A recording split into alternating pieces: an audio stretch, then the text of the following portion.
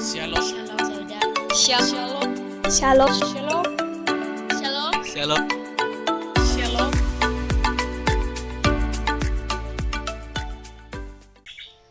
Shalom. Bagaimana kabar saudara-saudari hari ini? Semoga sehat selalu dan diberkati Tuhan Yesus. Saudara-saudari, sebelum kita membaca kebenaran firman Tuhan, mari terlebih dahulu kita meminta berkat dan pertolongan Tuhan. Mari kita berdoa. Tuhan Yesus yang baik, terima kasih untuk hari ini. Terima kasih untuk kesempatan di mana kami anak-Mu dapat belajar firman-Mu. Berikan kami hikmat dan pengetahuan yang baru. Berfirmanlah ya Tuhan, kami anak-Mu sudah siap, rindu untuk mendengarkannya. Dalam nama Tuhan Yesus kami berdoa. Amin. Nats bacaan kita pada hari ini terambil dari Kisah Para Rasul 15 ayat 36 sampai 41. Kisah Para Rasul 15 ayat 36 sampai 41. Demikian bunyi firman Tuhan.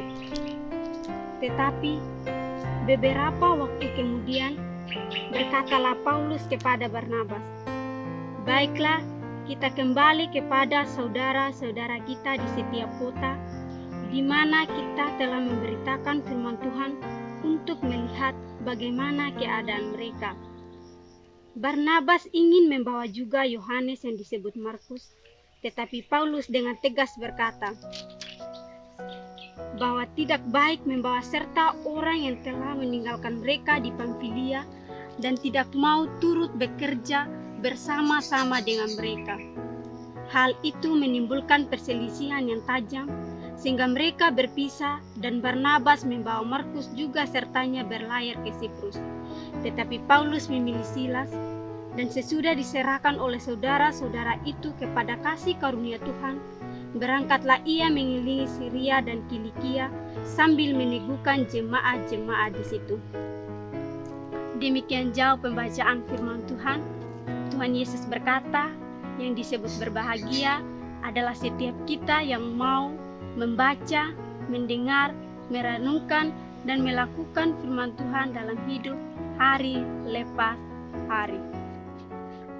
Tema bacaan kita pada saat ini berbunyi, belajar dari masa lalu. Saya ulangi, belajar dari masa lalu. Saudara-saudari yang terkasih, di antara sekian banyak ciptaan Allah, hanya manusia yang memiliki kesadaran akan waktu. Karena kesadaran itulah, maka timbul pengertian bahwa kita hidup dalam dimensi waktu. Kemarin adalah masa lalu, hari ini adalah realitas, dan hari esok adalah misteri. Waktu yang telah terlewatkan tidak akan dapat kita ulang kembali. Saudara-saudari yang terkasih, tentu kita pernah menyesali masa lalu dan mencoba melupakan dosa dan kesalahan di masa lalu. Tetapi kenyataannya, kita tidak mungkin dapat menghapuskannya. Kita memang tidak dapat mengubah masa lalu, namun kita dapat belajar dari kesalahan dan dosa masa lalu. Dan dengan pertolongan Allah, kita dapat menggunakan pengalaman itu untuk membuat masa depan kita lebih baik. Hal ini juga terjadi dalam diri Yohanes Markus. Ia memulai perjalanan misi bersama Paulus dan Barnabas, tetapi saat memasuki Asia Kecil, ia meninggalkan mereka dan pulang ke tempat asalnya. Bagi Rasul Paulus, tindakan itu adalah pembelotan yang memalukan. Tetapi beberapa waktu kemudian, ia menjadi kawan sekerja Barnabas, bahkan Markus telah berubah dan berbaikan dengan Paulus. Ketika di dalam penjara, Paulus meminta Timotius untuk datang dengan mengajak Markus. Ia menganggap pelayanan Markus penting baginya. Saudara-saudari yang terkasih, kita tidak dapat menghapus masa lalu, tetapi kita dapat belajar dari masa lalu itu. Saat kita membawa segala dosa dan kesalahan kita kepada Tuhan dan mencari pertolongannya, kita dapat menjadi orang yang lebih baik di hari ini dan di hari esok. Kegagalan bukanlah akhir dari segalanya.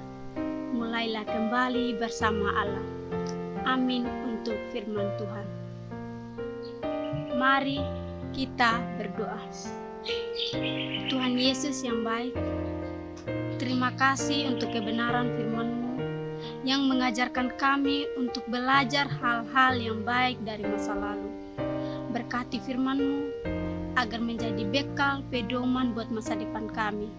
Ini doa kami, dalam nama Tuhan Yesus kami berdoa.